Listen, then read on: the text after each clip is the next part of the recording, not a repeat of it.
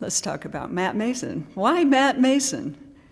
Well, for one thing, he has both national and international experience with poetry through performance, presentations, and workshops. I mean, it's pretty impressive to see his resume. And also, his poetry is amazing. And I'm trying to remember where I first heard him read or perform. I think it was at Northeast Community College, and with Sarah there, and they both got up and performed their poems. I mean, I've been a fan ever since. So I don't remember the year. Do you remember doing that? You had that coveted 9 o'clock position in the morning, where there's about 3 people in the audience. Anyway, it was pretty cool. And so through the years, I've been following his work, and it's quite impressive. And also, I just want to say that poetry is alive and well in Nebraska, in part because of the work Matt has done through the years. His poetry events calendar, poetrymenu.com. He's organizing and participating in slam poetry events, and his outreach through his organization, Nebraska Writers Collective, just to mention a few. Well, I want you all to know that Matt is going to carry on the tradition of being an active, engaged poet across our state, and he has a pretty ambitious agenda. He's proposing to engage with Nebraska's youth through workshops and plans to involve schools, colleges, libraries, community groups, and local writers. I'm confident that Matt will do a fine job. Please welcome my friend, Nebraska State poet, Matt Mason. It's wonderful to be in this position. It's wonderful the work that Twyla's done. Both of us dealing with the incredible shadow of Bill Kloefkorn, who, he was the state poet. It's like, how can anybody else? Like, I don't know, but we'll try. And Twyla's done a wonderful job, and I hope I can do half as good. So Nebraska is a state of poets. I've seen this through my travel to its various corners where I've worked with students who write beautiful work, where I've had poets come up to me with their chapbooks and books, where I've gone into the local bookstore where there's always a shelf with a few volumes like Kooser next to Kloefkorn, next to Hansen, next to Messersmith, Welch, Odenbach, Neihardt, Saiser, Harrison, Schmitz, Fort, next to a poet or two I haven't yet read. Nebraska is a state of poets. When I moved back here after graduate school, I went to every poetry reading I could find and was welcomed at each one. Greg Kosmicki welcomed me right away, being the first to invite me to do a reading in his Sunday afternoon poetry readings at the diner. Soon after, J.V. Brummels and Wayne State College all but adopted me and brought me to read in classes, events, the Nebraska Book Festival. There were events in Lincoln with Cinnamon Dokken, events in Omaha with Felicia Webster, Michelle Troxclair, the Bookworm Bookstore, and more. Nebraska is a state of poets. I am reminded of this every time I see the students from Louder Than a Bomb Great Plains, as these high school and junior high students recite more thoughtful and complete poems than I was writing any time close to their age. This state of poets has always been one which has welcomed and encouraged me, and that is what I always hope to do right back. When poetry slams came to Nebraska, first at Wayne State College, then at a Borders bookstore, Omaha, Lincoln, UNK, Nebraska was an anomaly.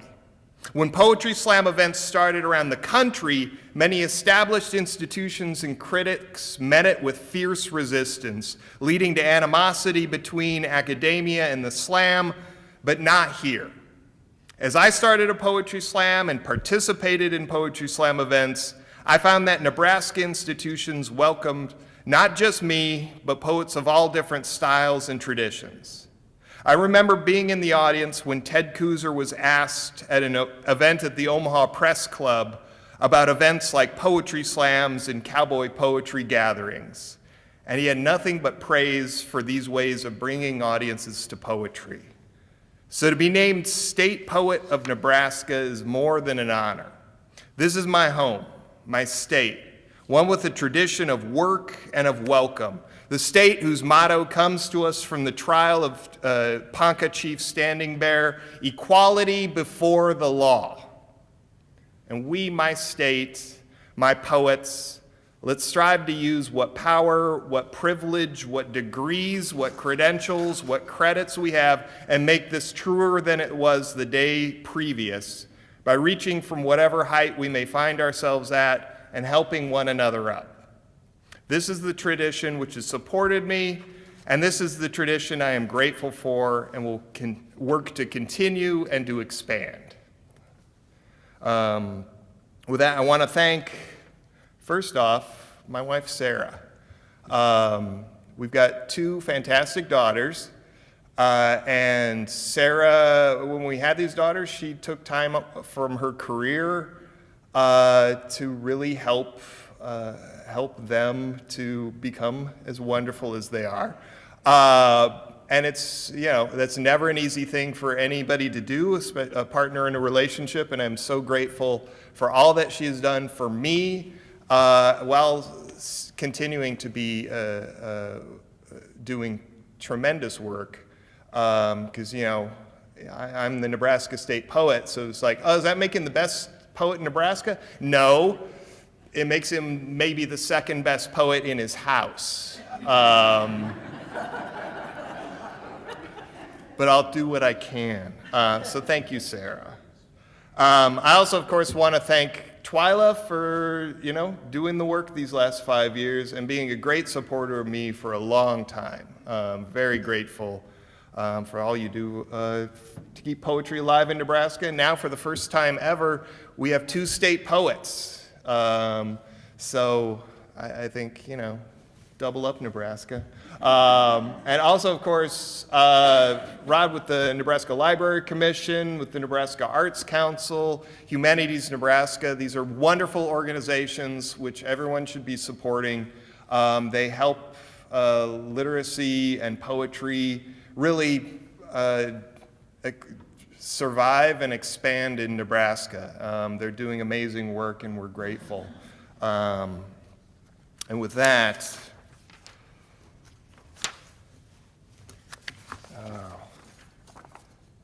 always check your printouts and get, how did this happen? There we go. All right. With that, now that you've named me State Poet of Nebraska, let the reign of terror commence. Let all cell phones cease to open until you whisper the name of a poet into its microphone. And you can only use Poe once. Let website passwords require a symbol, a number, some uppercase, some lowercase, an I am, and a trochee. By the power vested in me, by the state of Nebraska, let all mailing addresses be reconfigured in rhyming couplets. Let no text message send unless it be 17 syllables in length. Let Ted Kooser be paid more than whoever the big football coach is. Let Twyla Hansen's pension make Warren Buffett wish he'd started with sonnets instead of paper routes. Let the weather come on all local newscasts so that you feel the sun on your skin, the snow, the wind, because Felicia Webster and Neil Harrison may now take charge of National Weather Service stations from the Sandhills to the river. Let this reign of terror commence. As we admit, we don't know what this day will bring, but we come to it together. With ears unstopped, eyes aware, scribbling to find out what it all means. Here in the interconnectedness of truth and beauty and all varied things.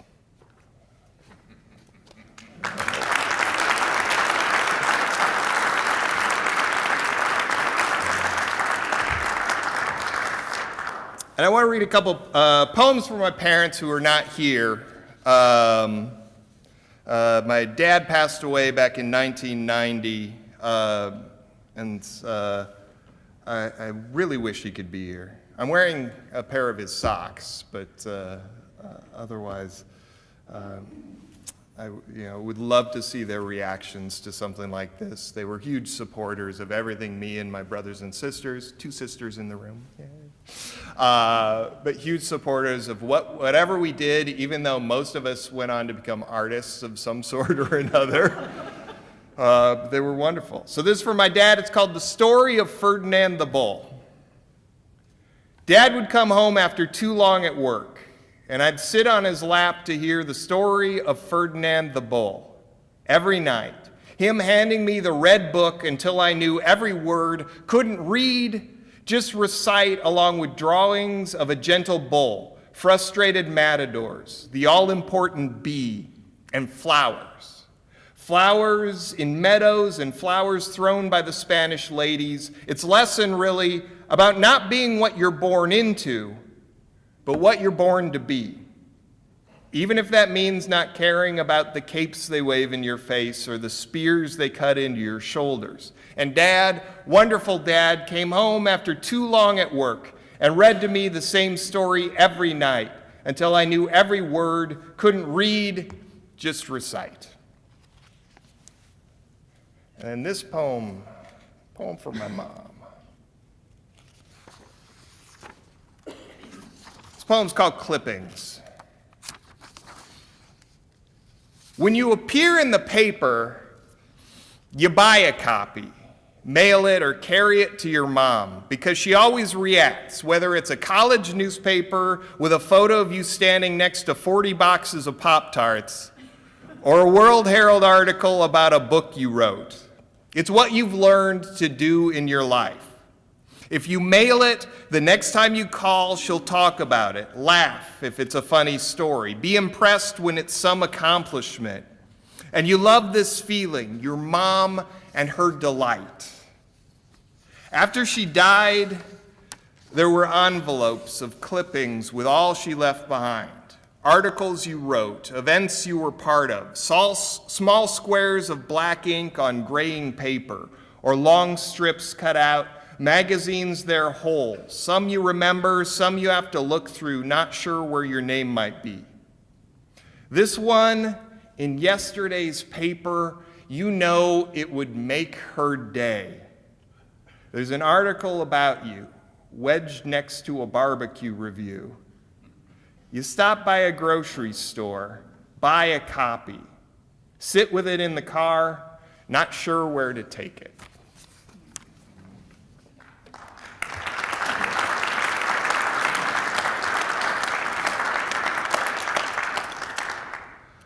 This poem is called Notes for My Daughter Against Chasing Storms.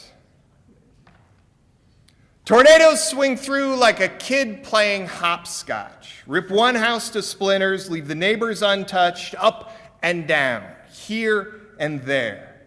They flatten churches on Easter Sunday, take up whole towns by the roots, drive a piece of straw into a tree, stick a single 2x4 into a roof, declare it art. Stack a car on a motorcycle, call it a night. And that, my daughter, is how teenage boys approach love. I don't say that it is evil, more like an amoral force of nature. They look all pleasant showers before they tear your roof off and leave your trees in shreds. So you may dream of his blue eyes, cloud-free compliments, the music he likes, the motorcycle he drives, the great tattoos he's got on his neck. But when skies turn that yellow, that green, when hail starts popping through air fit to boil, you listen to my forecast. You leave the car parked, grab a flashlight with one hand, radio with the other. You head for the basement. Now please run.